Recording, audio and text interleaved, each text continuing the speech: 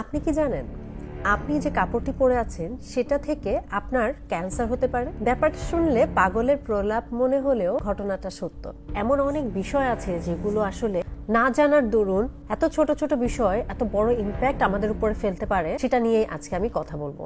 This is Sajia Tonni and welcome back to my channel style with me by Sajia, যেখানে beauty, fashion, lifestyle নিয়ে বিভিন্ন ধরনের content আমি বানিয়ে থাকি। যদি এই ধরনের কন্টেন্টে আপনি ইন্টারেস্টেড হন, আমার চ্যানেলটিতে সাবস্ক্রাইব করতে ভুলবেন না। So without any further do let's get started. আপনারা হয়তো অনেকেই জানেন, আবার অনেকে জেনে অবাক হবেন যে সারা বিশ্বে, বহির্বিশ্বে যত বড় বড় কাপড়ের ব্র্যান্ড আছে, সব কাপড়ই কম বেশি কিন্তু বাংলাদেশ থেকে তারা প্রোডাকশনটা করে থাকে। বাংলাদেশে কাপড়টা বানানো হয়, তারপরে বিদেশে রপ্তানি করা হয়।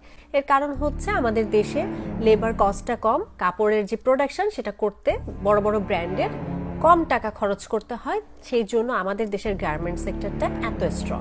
H&M এর সাপোজ আমি একটা কাপড় কিনবো, ঢাকা কলেজে গেলে সেটা আমি 500 টাকায় কিনতে পারছি। H&M এর আউটলেটে যখন আমি যাই, সেটা কিনতে আমাকে 5,000 টাকা গুনতে হচ্ছে। তাহলে what's the calculation behind this? এখানের কারণটা কি?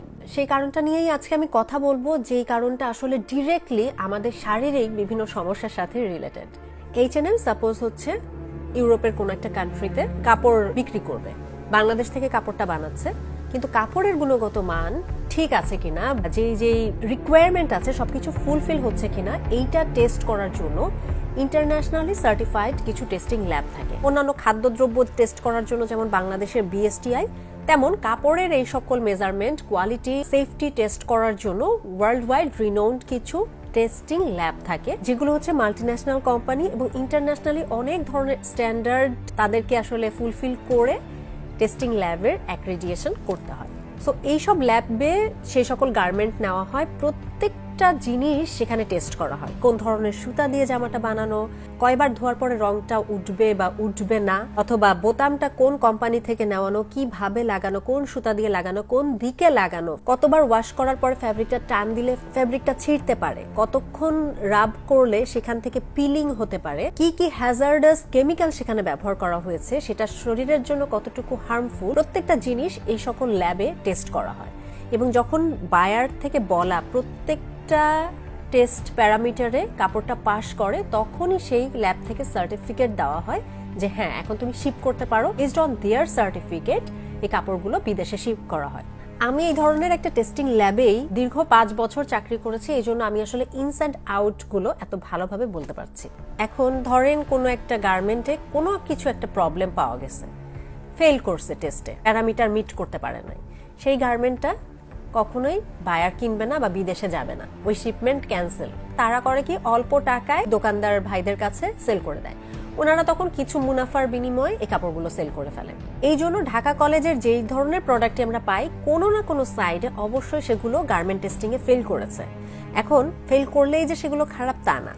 ধরেন কোনো ফিজিক্যাল টেস্ট, যেমন হয়তো কোনো এক জায়গায় সুতাটা হয়তো ঠিক মতো দেওয়া হয় নাই, বোতামটা হয়তো ঠিক মতো দেওয়া হয় নাই, কালার ফাস্টনেস টেস্ট, যেটা ওই যে ওয়াশের পরে কালার উঠে যাবে, এটাতে কোনো একটা প্যারামিটার ফেল করেছে।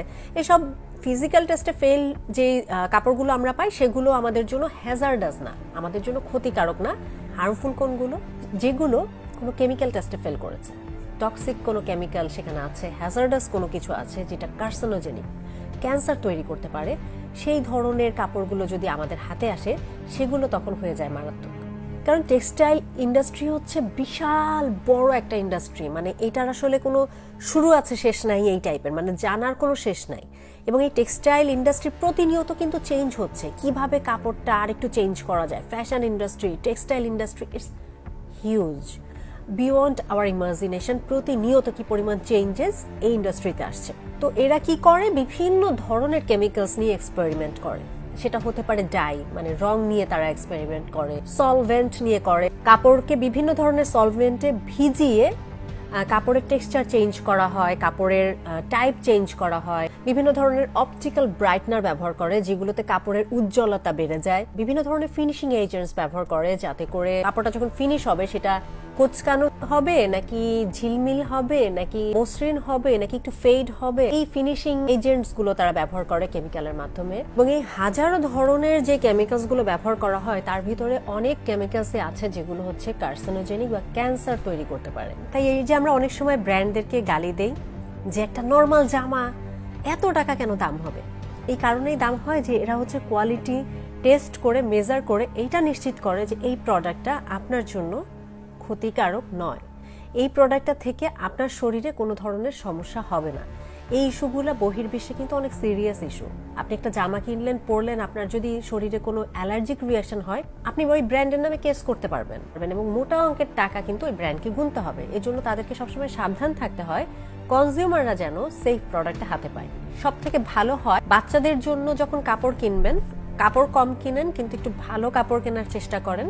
অনেক বেশি রং চঙে কাপড় না কেনাটা বেটার, কারণ যত বেশি রং তত বেশি কেমিক্যালস সেখানে ব্যবহার করা হয়েছে এবং যত কেমিক্যালস সেখানে ঝুঁকিটাও তত বেড়ে যায়। বাচ্চাদের জন্য সবসময় সাদা বা হালকা কালারের কাপড়টা কেনা ভালো। তারপর বাচ্চাদের জন্য খুব বেশি ওই যে রাবার প্রিন্টেড কাপড় কিনলে সেখানেও একটা ঝুঁকির সম্ভাবনা থাকে, কারণ নর্মাল যেই রাবারস গুলো ব্যবহার করা হয় ডেফিনেটলি ওইগুলা টেস্ট করলে দেখা যাবে ফর্মালডিহাইড টেস্টে ফেল করেছে, ফর্মালডিহাইড রিলিজ করছে।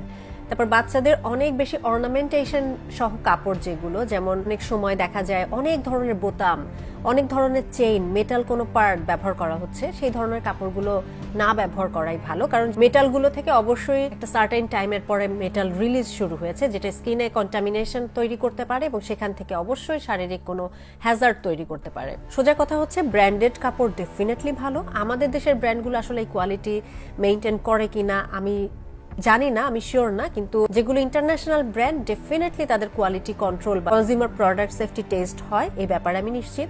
আসলে এখনকার যুগে এত বেশি ভেজাল খাচ্ছি আমরা, এত বেশি এনভায়রনমেন্টাল পলিউশন হচ্ছে, তার মধ্যে যদি এই ধরনের একটু সচেতন আমরা না হই নিজেদের সম্পর্কে, বাচ্চাদের সম্পর্কে, পরিবেশ সম্পর্কে, এটার একটা বিরূপ প্রতিক্রিয়া অবশ্যই আমাদের শরীরের উপরে না জেনেই আমরা আসলে ফেলছি। নিজেরা সচেতন হন, অন্যদেরকে সচেতন করুন। হোপ আজকের ভিডিওটা আপনাদের কাজে আসবে। That's all for today. See you on my next video. Till then stay fine, stay safe and spread the awareness. Thanks for watching. Take care. Good by.